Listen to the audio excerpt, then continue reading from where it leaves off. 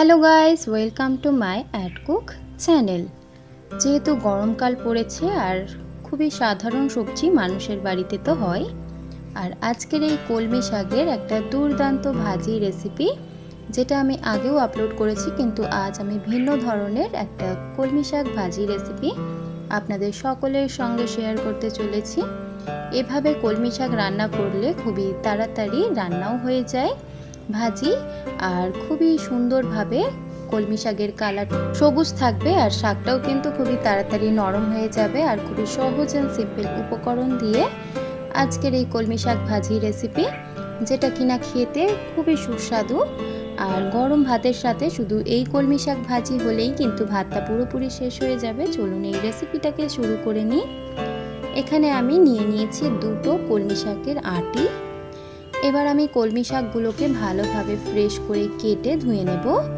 দুটো কলমি শাকের আটি নিয়েছি, দুটোকেই কিন্তু আমি ভাজি বানিয়ে নেব। আর এই কলমি শাক কেটে নেওয়া আর দেখাবো না, কারণ কলমি শাক কাটা সবাই জানে। এবার আমি দুটো কলমি শাককে ভালোভাবে কেটে নিয়ে ধুয়ে নিচ্ছি। এবার এই রেসিপিটা বানিয়ে নিই। এখানে আমি কড়া গরম করতে বসিয়ে দিয়েছি, আর কড়াইয়ের মধ্যে দিয়ে দিলাম পরিমাণ মতো সর্ষের তেল। সর্ষের তেলটা এখানে আমি অল্প করেই একটু দিয়েছি, চাইলে আপনারা আপনাদের অনুযায়ী দিতে পারেন। আর এখানে আমি 4 থেকে 5টা দিয়ে দিচ্ছি শুকনো লঙ্কা, কলমি শাকের ঝাল অনুযায়ী।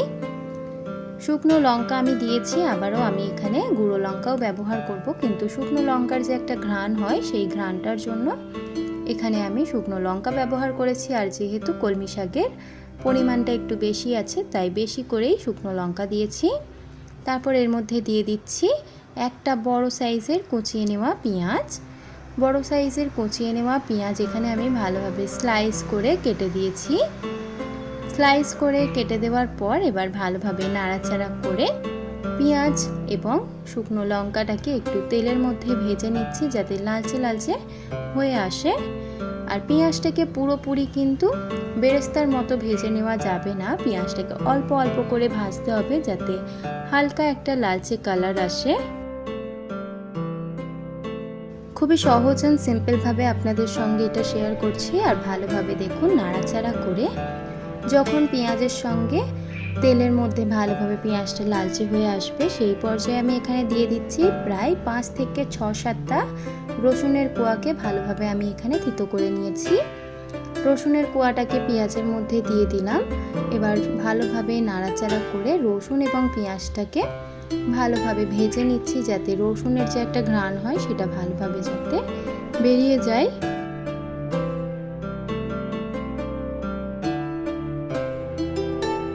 দেখুন পেঁয়াজ এবং রসুনটাকে নাড়াচাড়া করতে করতে লালচে কালার চলে এসেছে। এই পর্যায়ে আমি দিয়ে দিচ্ছি এখানে কেটে রাখা কুচিয়ে রাখা কলমি শাক। 2 আঁটি কলমি শাক আমি এখানে একসঙ্গে দিচ্ছি না, অল্প অল্প করে কলমি শাকগুলো দেবো, যাতে আমার নাড়াচাড়া করতে সুবিধা হয়। আর একটু বড় দেখে পাত্র নিয়েছি, যাতে শাকটা নাড়াচাড়া করতে সুবিধা হয়। একটা হাতা দিয়ে এবার ভালোভাবে নাড়াচাড়া করে আমি শাকটাকে মিক্স করে নিচ্ছি, যাতে সুন্দরভাবে শাকটা পেঁয়াজটার সঙ্গে মিক্স হয়ে যায়। আর সমস্ত শাকটা যদি প্রথমের দিকেই দিয়ে দেওয়া যায়, ভালো করে নাড়া হয় না, নাড়াচাড়া করা যায় না, আর সেই জায়গায় দেখা যায় যে নিচের যে পেঁয়াজ ছিল সেটা পুড়ে ধরে। তার কারণে অল্প করে পেঁয়াজের সঙ্গে শাকটাকে দিয়ে ভালোভাবে নাড়াচাড়া করে দিয়ে আবারও সমস্ত শাকটাকে দিয়ে আবারও ভালোভাবে নাড়াচাড়া করে নেবেন। তাহলে দেখবেন এভাবে করলে কিন্তু আপনাদেরও অনেক সুবিধা হবে, আমার তো সুবিধা হয়। আর এবার ভালোভাবে সমস্তটা দিয়ে দেওয়ার পর নাড়াচাড়া করে আমি একটু মিক্স করে নিচ্ছি। আর যেহেতু শাকটা ধুয়ে রাখা ছিল, তার কারণে শাক থেকে কিন্তু অনেকটা পরিমাণে জল বেরোবে। আপনারা চাইলে ঢাকা দিয়ে ভালো করে কলমি শাকটাকে ভাবিয়ে নিতে পারেন। এখানে আমি ঢাকা দিয়ে বেশিক্ষণ ভাবাইনি, অল্প অল্প করে নাড়াচাড়া করতে করতেই কিন্তু কলমি শাক থেকে সমস্ত জলটা কিন্তু বেরিয়ে এসেছে। আর জলটা পুরোপুরি বেরিয়ে আসার জন্য এখানে আমি নুন দিয়ে দিলাম স্বাদ পরিমাণে নুনটা আমি আগে থেকে দিলাম, যাতে কলমি শাকের মধ্যে বেঁচে থাকা জল ভালোভাবে বেরিয়ে যায়। নুন দিয়ে ভালোভাবে নাড়াচাড়া করে আবারও মিক্স করে দিচ্ছি কলমি শাকগুলোকে।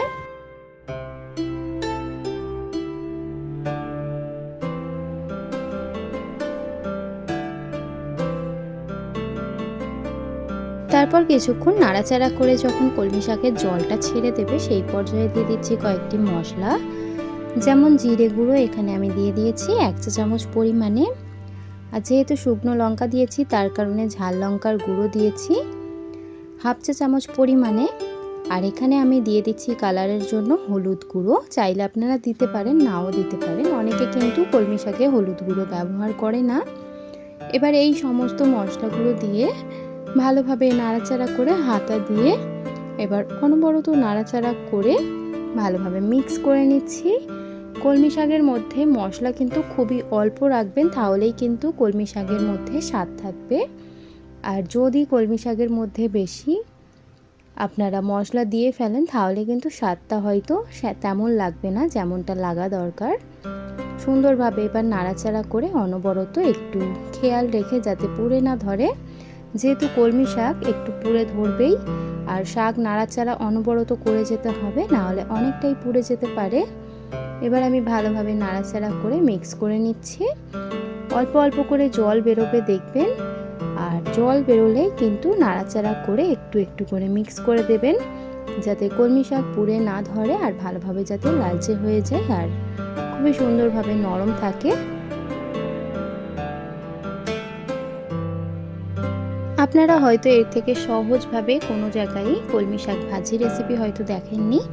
আজকের এই রেসিপিটা শুধুমাত্র আপনাদের জন্য। আর ভালোভাবে নাড়াচাড়া করতে করতে দেখুন লালচে ভাব হয়ে এসেছে এবং কলমি শাকটা কতটা কমে গেছে।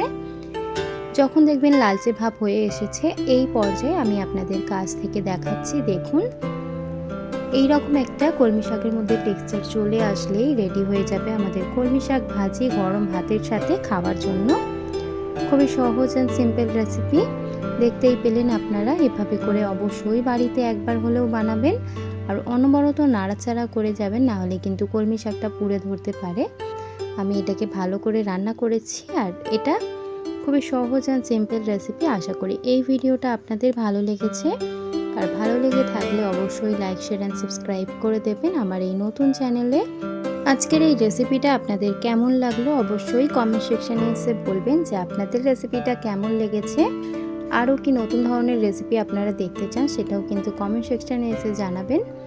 আর এই রেসিপিটা আমি ঢাকা দিয়ে একটু রেস্টে রেখে তারপর গরম ভাতের সাথে সার্ভ করব গরম গরম।